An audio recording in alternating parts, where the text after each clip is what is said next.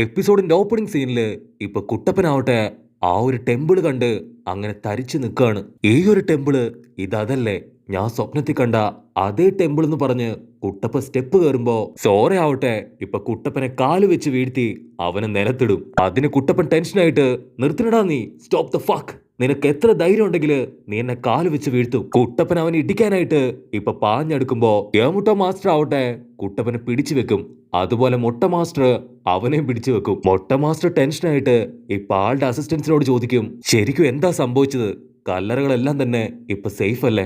അതിന് അവര് പറയും, ഇപ്പൊ കുഴപ്പമൊന്നുമില്ല, എല്ലാ കല്ലറകളിലേക്കും ആളെ അയച്ചിട്ടുണ്ട്, മാസ്റ്റർ ടെൻഷൻ അടിക്കണ്ട, പോയി റെസ്റ്റ് എടുത്തോളൂ. അതിന് സോറ നിലവിളിച്ച് പറയും, ഞാൻ പറയുന്നത് നിങ്ങൾ കേട്ടില്ലല്ലേ, എല്ലാവരും വെറുതെ ഇരുന്ന് സമയം കളഞ്ഞ് ഇപ്പൊ എല്ലാം കയ്യിന്ന് പോയെന്ന് പറഞ്ഞ് അവൻ നടന്നു പോവും. സാക്കുറയ്ക്കാണെങ്കില് ഇപ്പൊ അവന്റെ ജാട അതൊട്ടും ഇഷ്ടപ്പെടില്ല. അപ്പോഴായിരിക്കും അവളൊരു കാര്യം ശ്രദ്ധിക്കുക, മൊട്ട മാസ്റ്ററുടെ ബാക്കിയുള്ള ശിഷ്യന്മാർക്കും അവനെ തീരെ ഇഷ്ടമല്ല. അവൻ നടന്നു പോകുമ്പോ അവര് പരസ്പരം നോക്കി ഇപ്പൊ പല്ലിറുമുന്നതായിട്ട് അവള് കാണും. മൊട്ട മാസ്റ്റർ ആവട്ടെ ഇപ്പൊ യാമുട്ടോ സെൻസായും നമ്മുടെ ആൾക്കാരെ എല്ലാവരെയും ആളുടെ ശിഷ്യന്മാർക്ക് ഇപ്പൊ ഇൻട്രൊഡ്യൂസ് ചെയ്യും. അപ്പൊ കുട്ടപ്പൻ ചാടിക്കേറി പറയും, ഇനി പേടിക്കാനൊന്നുമില്ല, എല്ലാം ഞാൻ നോക്കിക്കോളാം, ഇനി ഒരു ഡെഡ് ബോഡിയും ഇവിടുന്ന് ആരും അടിച്ചോണ്ട് പോകില്ല എന്ന് പറയുമ്പോ മാസ്റ്റർ ആവട്ടെ നമ്മുടെ ആൾക്കാർക്ക് വിശ്രമിക്കാനായിട്ട് ഇപ്പൊ റൂമിലേക്ക് കൊണ്ടുപോകും. അപ്പൊ സാക്കുറ വീണ്ടും ഇപ്പൊ മാസ്റ്ററിനോട് ചോദിക്കും, എങ്കിലും എന്തിനായിരിക്കും അവർ ഈ കല്ലറ തുറക്കുന്നത്, ആ ഒരു കല്ലറയിലെ ഡെഡ് ബോഡി വെച്ച് അവർക്ക് എന്ത് ചെയ്യാനാണെന്ന് ചോദിക്കുമ്പോ അതിന് മാസ്റ്റർ പറയും, അവർക്ക് ആ ബോഡി വെച്ച് എന്ത് ചെയ്തു കൂടാ എന്ന് ചിന്തിക്ക്. ഏമുട്ട മാസ്റ്റർ ഇപ്പോ പതിയെ ഫ്ലാഷ് ബാക്കിലേക്ക് പോവാണ്. ഒറോച്ചിമാറു ടോബിയുടെയും ആസിറോമിയുടെയും ബോഡി ഉപയോഗിച്ചുകൊണ്ട് അതിൽ റീആനിമേഷൻ ജിപ്സ് ഉപയോഗിച്ച് ഒരുപാട് പേരെ അറ്റാക്ക് ചെയ്തു. അതിന് കുട്ടപ്പൻ ചോദിക്കും, അപ്പൊ ആ 4 ബോഡികളും അത്രമേൽ സൂപ്പറാണോ? അതിന് മാസ്റ്റർ തറപ്പിച്ചു പറയും, ആ ബോഡികള് അത്രമേൽ വാല്യുബിൾ ആണ്, പക്ഷെ ആ 4 പേരും അവര് വളരെ നല്ലവരാണെന്ന് പറയുമ്പോ ആ മൊട്ടച്ചേട്ടൻ പറയും, അവരുടെ 4 പേരുടെയും കല്ലറ സൗത്ത്, നോർത്ത്, ഈസ്റ്റ്, വെസ്റ്റ് എന്നിങ്ങനെ 4 സൈഡിലാണ് സ്ഥിതി ചെയ്യുന്നത്. മാത്രമല്ല അതിന്റെ ഒത്ത നടുക്കായിട്ടാണ് ആ ഒരു ടെമ്പിള് അതുള്ളത്. ഈ മരിച്ചുപോയ 4 പേരും 12 നിഞ്ച ഗ്യാങ്ങിലുള്ളവരാണ്.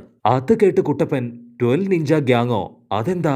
അതിന് യാമുട്ടോ സെൻസായി പറയും, 12 നിഞ്ച ഗ്യാങ് അതൊരു ഓർഗനൈസേഷൻ ആണ്, ഇവർ ആക്ച്വലി ഫയർ വില്ലേജിൽ നിന്നുള്ളവരാണ്, ഫ്യൂഡൽ ലാർഡിനെ പ്രൊട്ടക്ട് ചെയ്യാനാണ് ഇവരുടെ ഓർഗനൈസേഷൻ അത് ക്രിയേറ്റ് ആയത്. അതിന് കുട്ടപ്പൻ ചോദിക്കും, ഓൾറെഡി കൊന വില്ലേജിലുള്ളവര് ഇത്തരത്തിലുള്ള പ്രൊട്ടക്ഷൻ കൊടുക്കുന്നതല്ലേ, പിന്നീട് ഇവരുടെ ആവശ്യം അതെന്തിനാണെന്ന് ചോദിക്കുമ്പോ മാസ്റ്റർ പറയും, കൊനഹ വില്ലേജിലുള്ളവര് അവര് ലാൻഡിന് മാത്രമാണ് പ്രൊട്ടക്ഷൻ കൊടുക്കുന്നത്, പക്ഷെ ഇവര് അവരോരോ ഫ്യൂഡൽ ലാർഡിനും പ്രത്യേകം പ്രൊട്ടക്ഷൻ കൊടുക്കും. ഓട്ടനെ ആ മൊട്ട പറയും, ആ ഒരു 12 നിഞ്ച ഗ്യാങ്ങില് ഞാനും ഒരു മെമ്പറാണ്, അതിനെല്ലാം ഉപരിയായിട്ട് നിങ്ങളുടെ അസുമ മാസ്റ്റർ ആളും പണ്ട് 12 നിഞ്ച ഗ്യാങ്ങിലെ ഒരു മെമ്പർ ആയിരുന്നു. അതിന് മുട്ടപ്പൻ ചോദിക്കും, അസുമ അവന് സുഖാണോ? അത് കേൾക്കേണ്ട താമസം ഇപ്പൊ കുട്ടപ്പൻ പറയും, ആസുമയ്ക്ക് പരമസുഖാണ്, ആസുമ മാസ്റ്റർ ആണ് എനിക്ക് ഒരുപാട് ട്രെയിനിങ് ഒക്കെ തന്ന് അഡ്വൈസ് ഒക്കെ ചെയ്തത്. അത് കേട്ട് സായി, അപ്പൊ മരിച്ച 4 നിഞ്ചകളും നിങ്ങളും അസുമ മാസ്റ്ററും എല്ലാവരും തിക് ഫ്രണ്ട്സ് ആണോ? അതിന് മൊട്ട, അതെ, ഞങ്ങൾ എല്ലാവരും തിക് ഫ്രണ്ട്സ് ആയിരുന്നു, ഞങ്ങൾ 12 പേരും ഗ്രൂപ്പായിട്ട് നിന്ന് ഗ്രാമത്തിനു വേണ്ടി ഒരുപാട് കാര്യങ്ങൾ ചെയ്തിട്ടുണ്ടെന്ന് പറഞ്ഞ് ഇപ്പൊ മൊട്ടയാവട്ടെ ഫ്ലാഷ് ബാക്കിലേക്ക് പോകും. മൊട്ട പറയും, ഞങ്ങളുടെ ഗ്രൂപ്പ് തന്നെ 2ആയിട്ട് പിരിഞ്ഞ് ഫൈറ്റ് ചെയ്തു.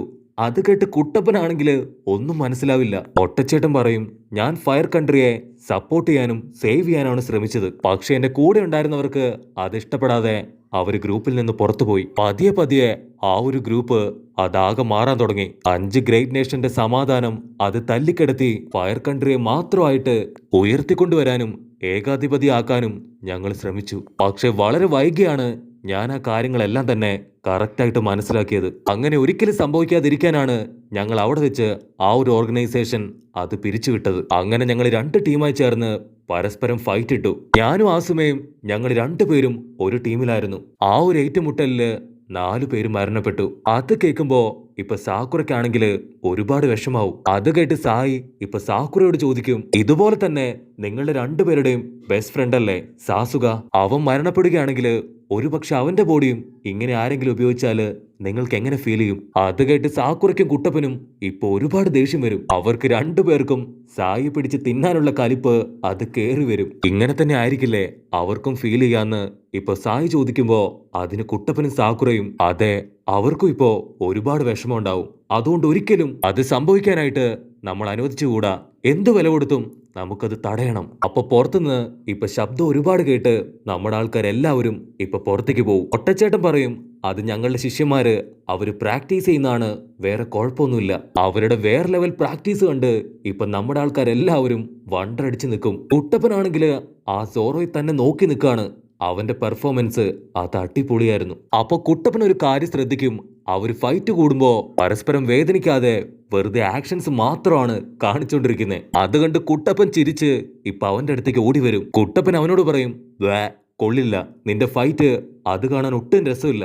ഞാൻ ആദ്യം നിന്റെ ഫൈറ്റ് കണ്ടപ്പോ നീ ഡാൻസ് കളിക്കുകയാണെന്നാ കരുതിയത്. അതിന് സോറ, ഞാൻ ഇത്രയും നേരം ക്ഷമിച്ചു, ഇനി പറ്റില്ല. മരിക്കുന്നതിന് മുൻപ് നീ നിനക്കൊരു നിക് നെയിം ഇട്ടോന്ന് പറഞ്ഞ് സോറയാവട്ടെ അവൻ ചാടി വീണ് ഇപ്പൊ കുട്ടപ്പനെ അടിക്കാൻ തുടങ്ങും. അങ്ങനെ രണ്ടു വീരന്മാരും ഇവിടെ പൊരിഞ്ഞ പോരാട്ടം നടത്തുമ്പോ ബാക്കിയുള്ളവരെല്ലാവരും അവിടെ ചുറ്റും നിന്ന് അത് നോക്കി നിൽക്കും. നമ്മുടെ സാക്കുറ നിലവിളിച്ച് പറയും, എടാ എന്താടാ ഇത്, കൊച്ചു കുട്ടികളെ പോലെ അടി കൂടാതിരിക്കെ. പക്ഷെ നമ്മുടെ ആൾക്കാര് അത് മൈൻഡ് പോലും ചെയ്യാതെ ഇപ്പൊ ഫൈറ്റ് ചെയ്തുകൊണ്ടേയിരിക്കും. അവന്റെ ഓരോ അടിയും കുട്ടപ്പൻ കറക്റ്റ് ആയിട്ട് കാലും കൈയും മുഖവും വെച്ച് എതിർക്കും. അവനാണെങ്കില് ഇപ്പൊ കുറച്ചൊക്കെ ടെൻഷൻ ആവാൻ തുടങ്ങും. പക്ഷെ കുട്ടപ്പനാണെങ്കില് ഇപ്പൊ ടെൻഷനൊക്കെ മാറി ഫുൾ ഫോമിലാവും. വീണ്ടും അവര് പാഞ്ഞെടുത്ത് ഇപ്പൊ പൊരിഞ്ഞ ഫൈറ്റ്. ഓരോ അറഞ്ചം പൊറഞ്ചം ഇപ്പൊ കുട്ടപ്പനെ അടിക്കും. പക്ഷെ കുട്ടപ്പനാവട്ടെ അതെല്ലാം ഒറ്റ അടിക്ക് ഇപ്പൊ ബ്ലോക്ക് ചെയ്യും. അപ്പൊ അതേ സമയത്ത് അവന്റെ ചുറ്റും ഉണ്ടായിരുന്നവരെല്ലാവരും ഇപ്പൊ സോറയെ നോക്കി പല്ലെറുമാൻ തുടങ്ങും. സോറയ്ക്കാണെങ്കില് അത് കണ്ട് ഇപ്പൊ കുറച്ച് പേടിയാവാനും തുടങ്ങും. സോറോ വീണ്ടും പവർഫുൾ ആയിട്ട് ചാടി വീഴുമ്പോഴും നമ്മുടെ കുട്ടപ്പൻ അവനെ തട്ടിത്തെറിപ്പിച്ച് അവിടുന്ന് നീങ്ങി മാറും. കുട്ടപ്പൻ പതിയെ ഇപ്പൊ ചുറ്റും നോക്കുമ്പോഴായിരിക്കും അവിടെ ഉണ്ടായിരുന്ന എല്ലാവരും ഇപ്പൊ സോറോയെ നോക്കി നെറ്റി ചുളിച്ച് പല്ലെറിപ്പിക്കൊണ്ടേയിരിക്കുകയാണ്. അവൻ ഒരു സെക്കൻഡ് ഇപ്പൊ അവന്റെ ഫ്ലാഷ് ബാക്ക് ആലോചിക്കും. ചെറുപ്പത്തിൽ ഇതുപോലെ തന്നെയായിരുന്നു എല്ലാവരും പല്ലെറിമി നെറ്റി ചുളിച്ച് കുട്ടപ്പൻ അകറ്റി നിർത്തിയത്. സോറോ ഒരു സെക്കൻഡ് ഇപ്പൊ സാഡ് ആയിട്ട് നിന്ന് അവൻ അലറിക്കാറി കുട്ടപ്പന് നേരെ അവന്റെ ഫുൾ പവറില് ഇപ്പൊ ചാടി വീഴും. അത് കണ്ട കുട്ടപ്പനും അവന്റെ കാലുമടക്കി സോറോയുടെ തൊട്ടടുത്തെത്തുമ്പോ അത് കണ്ട മൊട്ട മാസ്റ്റർ ആവട്ടെ ഇപ്പൊ സോറോയോട് നോ എന്ന് വിളിച്ചു കാറും. സോറോ കറക്റ്റ് ബ്രേക്ക് ഇടും. പക്ഷെ കുട്ടപ്പൻ അവന്റെ കൺട്രോൾ പോയി സോറോയുടെ മുഖത്ത് ഇപ്പൊ വലിയൊരു അടി കൊള്ളും. അവന്റെ വായിന്ന് ചോര തുളുമ്പി സോറോ അങ്ങനെ താഴെ വീഴും. മുഖം മുഴുവൻ രക്തമായിട്ട് ഇപ്പൊ അവൻ എഴുന്നേറ്റ് വരാണ്.